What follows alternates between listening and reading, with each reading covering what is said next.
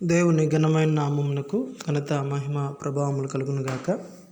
ఈ యొక్క ఉదయకాల సమయంలో ఈ యొక్క వాక్యాన్ని ఉంచినటువంటి ప్రతి ఒక్కరికి కూడా ప్రభు నామంలో శుభములు వందనాలు తెలియజేస్తున్నాను. నేటి ధ్యానం నిమిత్తము 100వ కీర్తన 3వ వచనం.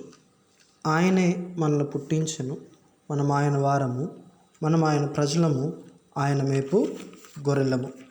పరిశుద్ధ గ్రంథంలో దేవుడు తన యొక్క విశ్వాసుల్ని అనేక విధాలుగా పోలుస్తూ వచ్చాడు. గత కొన్ని రోజులుగా ఈ యొక్క పోలికలను మనము ధ్యానిస్తూ ఉన్నాం. దేవుడు నీతిమంతుల్ని ఖర్జూర వృక్షములతో పోలుస్తూ వచ్చాడు. అలాగే విశ్వాసుల్ని మీరు లోకమునకు ఉప్పు అని సంబోధించాడు. తర్వాత మీరు లోకమునకు వెలుగు అని సంబోధిస్తూ వచ్చాడు. ఇక్కడ ఈరోజున మనం గమనించినట్లయితే మనము ఆయనకు గొర్రెలముగా చెప్పబడ్డాం. ఎవరైతే దేవుని యందు విశ్వాసం ఉంచినటువంటి వారుగా ఉన్నారో వారు ఆయనకు గొర్రెలుగా చెప్పబడుతూ వచ్చారు. బైబిల్ అంతట్లో కూడా ఈ సత్యం కనబడుతూ ఉంది. ఎందుకు దేవుడు గొర్రెలతో పోలుస్తూ వచ్చాడు? అడవి మృగాలతో ఎందుకు పోల్చలేదు? ఒక పులి వలె, ఒక సింహం వలె, అవి చాలా పేరుగాంచినవి కదా. ఎందుకు ఒక సామాన్యమైనటువంటి ఆ గొర్రెతో పోల్చాడు అనేటువంటి విషయాన్ని కనుక మనం గమనించినట్లయితే గొర్రె సాధు అయినటువంటి జంతువుగా ఉంటా ఉంది. ఇర్మీయా గ్రంథం 11వ అధ్యాయము 18-19 వచనాలు. ఇర్మీయా గ్రంథం 11వ అధ్యాయము 18-19 వచనాలు. దానిని యెహోవా నాకు తెలియచేయగా నేను గ్రహించితిని, ఆయన వారి క్రియలను నాకు కనపరిచెను. అయితే నేను వదకు తేబడుచుండు సాధు అయినటువంటి గొర్రె పిల్లవలే ఉంటుని.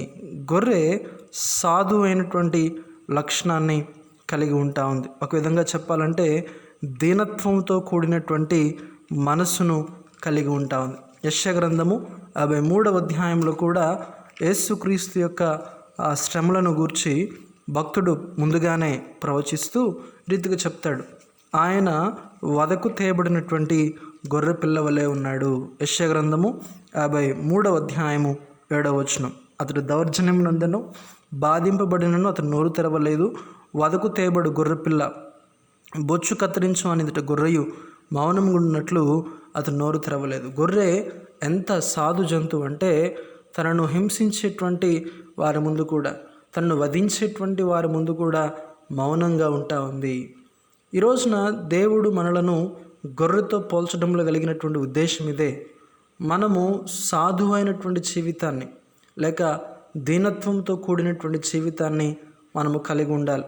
అనేక మంది మనలను హింసించవచ్చు, నిందించవచ్చు, కానీ బదులు చెప్పక మనం మౌనంగా వదకు తేబడు గొర్రెపిల్ల వలె మనం ఉండాలి అనేటువంటిది ప్రభు యొక్క ఉద్దేశం. యేసుక్రీస్తు అటువంటి జీవితాన్ని జీవించాడు. ఆయన యేసుక్రీస్తు తనను హింసిస్తున్నటువంటి వారి పట్ల ఒక్క మాట కూడా బదులు పలకలేదు, కానీ ఆయన వారి కొరకు ప్రార్థన చేస్తూ వచ్చాడు. పేతురు రాసిన మొదటి పత్రిక 2వ అధ్యాయము 21వ వచనంలో, క్రీస్తు కూడా మీ కొరకు బాధపడి మీరు తన అడుగు జాడల యందు నడుచుకున్నట్లు మీకు మాదిరి ఉంచిపోయాను. ఆయన పాపము చేయలేదు, ఆయన నోటిని ఏ కపటమును కనబడలేదు, ఆయన దూషింపబడి బదులు దూషింపలేదు, ఆయన శ్రమ పెట్టబడి బెదిరింపక న్యాయముగా తీర్పు తీర్చు దేవునికి తను తాను అప్పగించుకున్నాను. ఆయన బెదిరించలేదు, కానీ న్యాయంగా తీర్పు తీర్చు దేవునికి ఆయన అప్పగించుకున్నాడు. కాబట్టి ప్రియ స్నేహితులారా, ఈ యొక్క సమయమందు దేవుడు మనలను గొర్రెపిల్లగా పోల్చడంలో కలిగిన ఉద్దేశం ఏంటంటే మనము సాధువుగా జీవించాలి, లేక తగ్గింపుతో జీవించాలి. ఎవరు మనల్ని నిందించినా హింసించినా మనము వారికి బదులు చెప్పక ఆ వదకు తేబడు గొర్రెపిల్ల ఏ రీతిగా అయితే ఉంటా ఉందో మౌనంగా ఆ రీతిగా మనం ఉండగలిగేటువంటి వారం ఉండాలని నేను ఒక ఉద్దేశం. అందుచేత దేవుడు మన జీవితాలను గొర్రెలతో పోలుస్తూ వచ్చాడు.